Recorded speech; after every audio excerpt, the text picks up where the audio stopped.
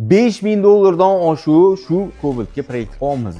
Subwoofer o'zida 9,5 wattli monoblok. Oldi frontida 320 tali estradniy kolonka, manganat 380, 200 amper, 320 amperlik generator.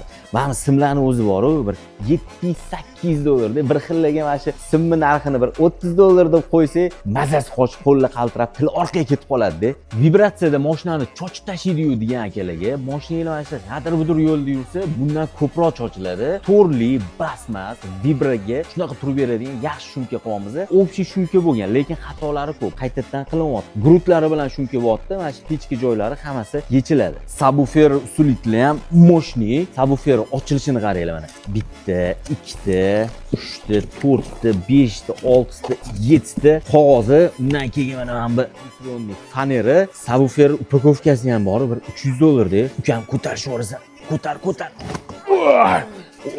Ana subwoofer ko'rasizlar.